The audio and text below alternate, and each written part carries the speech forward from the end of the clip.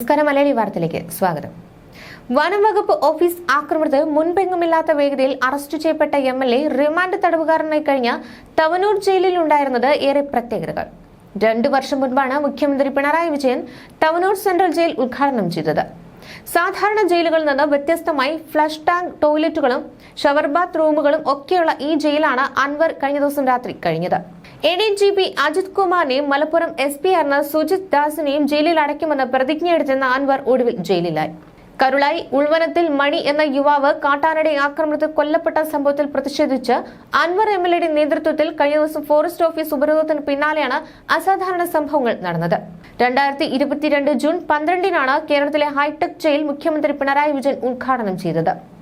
ആധുനിക സംവിധാനങ്ങളോടുകൂടിയ ജയിലാണ് ഇത്. സംസ്ഥാന സർക്കാർ നേരിട്ട് നിർമ്മിച്ച ജയിലിന് ഏകദേശം 35 കോടിയോളം രൂപയാണ് ചെലവ് വന്നത്. 7 ഏക്കറോളം ഭൂമിയിലാണ് തവനൂർ ജയിൽ നിർമ്മിച്ചിട്ടുള്ളത്. അൻവർ ഉൾപ്പെട്ട മന്ത്രിസഭ നിർമ്മിച്ച ജയിലിൽ തന്നെയാണ് മന്ത്രിസഭയിൽ നിന്ന് പുറത്തായ MLA എത്തിയത്. ഉപരോധത്തിനിടെ സമരക്കാർ ഓഫീസിന് സാധന സാമഗ്രികൾ നശിപ്പിച്ച കേസിലാണ് അൻവർ അറസ്റ്റിലായത്.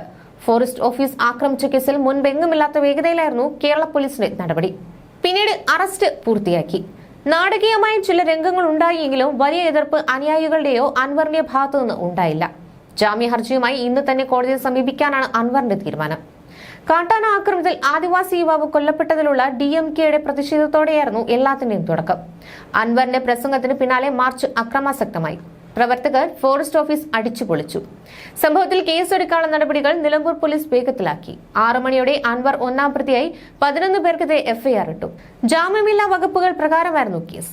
അവിടെയും നിന്നില്ല. 7 മണിയോടെ അൻവറിനെ അറസ്റ്റ് ചെയ്യാൻ ഒതായിയിലെ വീടിന് മുന്നിൽ പോലീസ് സന്നാഹമെത്തി.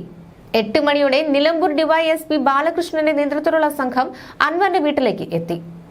വീടിന് പുറത്ത് അൻവറിന്റെ അനുയായികളും തടിച്ചുകൂടുന്നതിനിടയിലായിരുന്നു ഇത്. 8:30-യോടെ പോലീസ് വീടിന് അകത്തേക്ക്.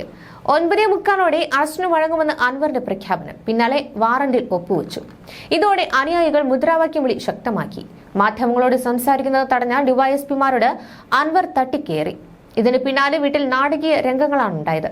10:15-ഓടെ അൻവറിനെ ജില്ലാ ആശുപത്രിയിൽ എത്തിച്ചു. വൈദ്യപരിശോധന പൂർത്തിയാക്കി മജിസ്ട്രേറ്റിന്റെ വസതിയിലേക്കും.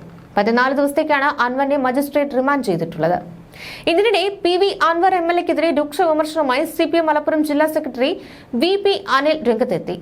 പോലീസ് നടപടി നീതിപൂർവമെന്നും അറസ്റ്റിൽ ഗൂഢാലോചനയില്ലെന്നും പറഞ്ഞ അദ്ദേഹം ഒരു MLAയും ചെയ്യാൻ പാടില്ലാത്ത പ്രവൃത്തിയാണ് PV അൻവർ ചെയ്തതെന്നും പറഞ്ഞു. രാഷ്ട്രീയ കാര്യങ്ങൾക്ക് വേണ്ടിയാണ് അൻവറിനെ പ്രതിപക്ഷം പിന്തുണയ്ക്കുന്നതെന്നും അദ്ദേഹം വിമർശിച്ചു. അൻവറിന് എല്ലാ സാവകാശവും പോലീസ് നൽകിയെന്ന് അദ്ദേഹം വിമർശിച്ചു. മാധ്യമങ്ങളെ കാണാനും വൈദ്യപരിശോധനയ്ക്കും അവസരം നൽകി.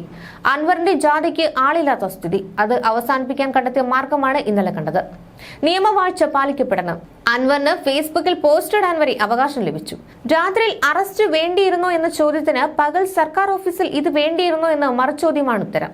അൻവർ എന്ന പേരാണ് പ്രശ്നമെന്ന് പറയുന്നത് ചർച്ച വഴിതിരിച്ചുവിടാനാണ്. PV അൻവർ വനം വകുപ്പിനെതിരെ പറയുന്ന ആരോപണങ്ങളിൽ ഒരു കഴമ്പുമില്ലെന്നും അനിൽ പറഞ്ഞു. ന്യൂസ് ഡെസ്ക് മലയാളി വാർത്ത.